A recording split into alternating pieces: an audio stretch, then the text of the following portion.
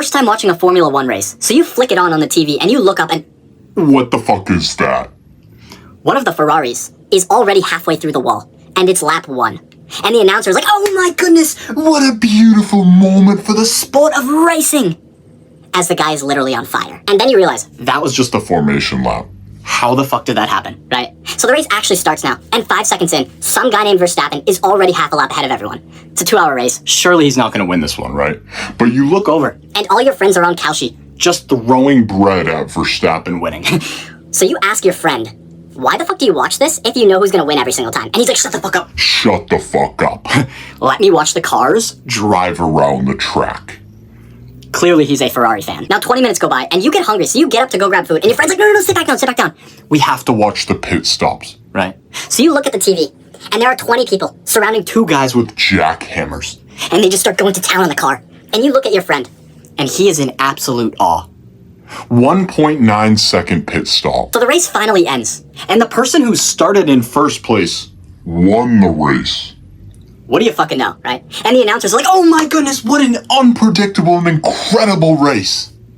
so you just get the fuck out of there. You're in the pool swimming? You're relaxed. What the fuck was that? You freeze. You look up at the sky. There he is. 600 milligrams of unrelenting violence. It's a horsefly. You're now circling the pool like it's a war zone. He flies up to you. You go under. You come up for air. There he is. Just waiting, hovering. You splash at him with With your Pool noodle. He dodges you effortlessly. Like he's mocking you. He vanishes. You think he's gone, right? You breathe a sigh of relief. First day of psychology class, and as soon as you walk through the door, the teacher picks you from across the room and sits you down in front of the class. You're late. That shows signs of stress. Guilt. And terminal cancer. Excuse me, what? So you just book it, right? And you try to find a seat as far away as possible. But out of the corner of your eye in the back of the classroom, one kid starts swinging a pendulum, and the 3 kids in front of him drop to their knees and start Barking, right? We're not gonna sit back there. So you find a seat in the middle, and not 1 second after you sit down, the kid next to you Just starts. boxing with his schizophrenia demons, right? And What the fuck is that? The kids in the corner are dissecting their own brains for science. And the teacher goes, Yes, class, that is Great self-awareness. Then in the other corner, there's just a psych ward patient behind bars for experimentation, right? whatever. So you take a look up at the board to see what's to do for today's class. And the only thing it says, Russian sleep experiment volunteers? And to your surprise, half of the class walks down and writes their name. So you just get the fuck out of there. Alright, what should I do today? Should I play with my wife and kids? Nah. How about I go into this cave? Called the Black Death, right? Oh, There's actually 2 warnings for this cave. Warning number 1, the rats inside carry the plague.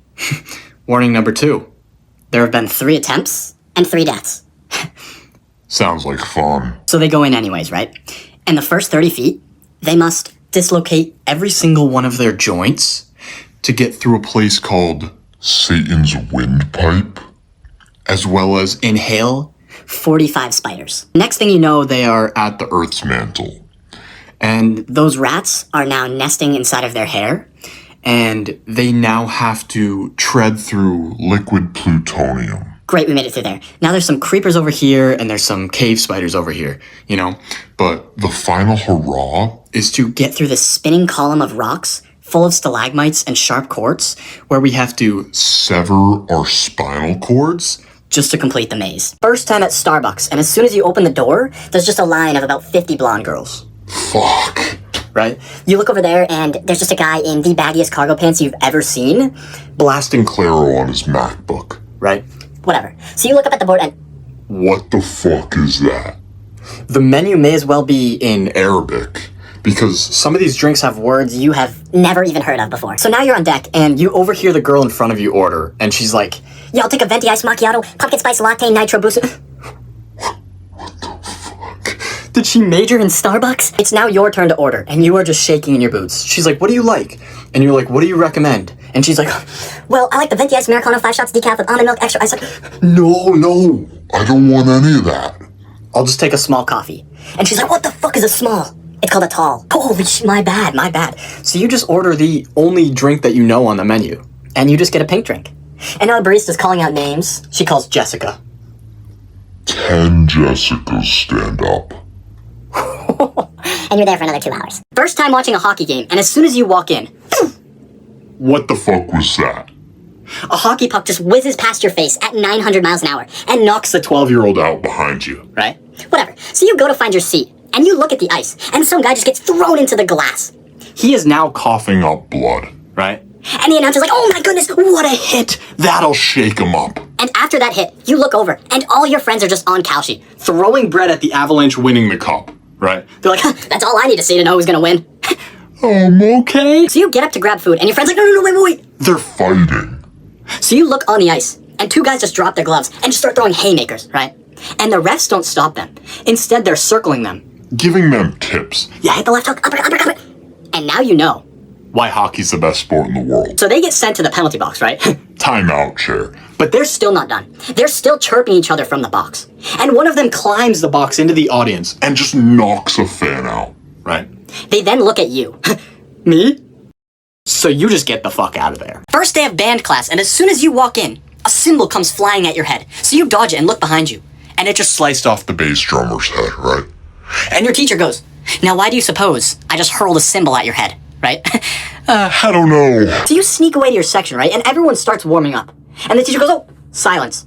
Evan, Brandon, and Caitlin. I saw your instruments in the locker room over the weekend. You clearly didn't practice. Go to the Execution sector. What? Right, so then he pulls out his folder of sheet music, starts sifting through it, and goes, where's our pianist? Oh, Gunther, there you are. You are going to be playing Death Waltz for the class. Right? So Gunther's face instantly turns cherry red. And he just passes out. So he gets dragged out of the room, right? And the teacher finally finds something for the band to play, right? So he pulls out his magic wand and turns into a medieval knight. 1, 2, 3, 4, 1, 2, 3, 4, and accidentally knocks out one of the Flutes in the front, right? And then he goes, all right, class. Trumpets, you guys are way too loud. Remember the crescendo on measure 15. And flutes and oboes, You guys can just leave because we can't even hear you anyways. And then he goes, you know what? Clarinets and saxophones, did you even tune your fucking instruments, right? Everyone play a concert B flat right this fucking second. And then one by one. Starts executing the kids that are off key.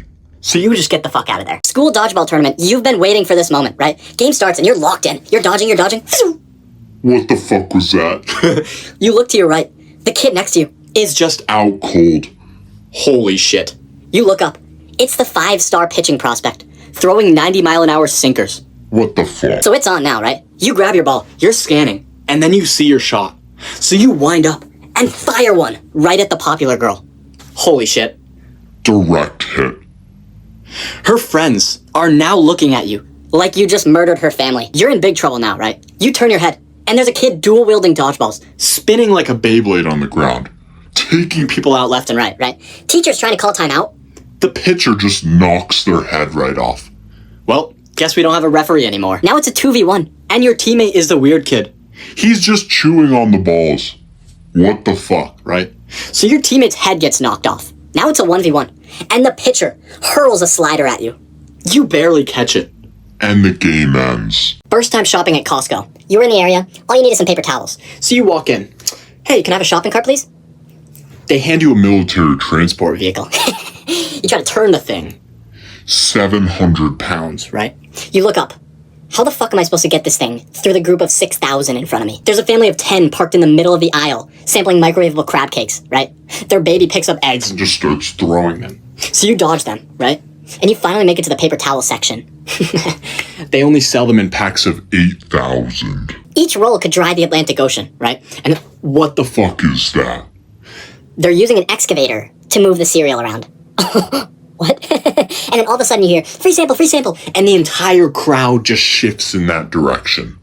So you go the opposite way, and you finally make it to the checkout. Your total is $950. On your way out, and there's a guy that's standing at the exit, Guarding it like he's in Azkaban. right? he just starts patting you down everywhere. Sir, I didn't do anything. I Promise, Don't do anything to. And he starts flagging you down. So you freak out and you just book it out of there.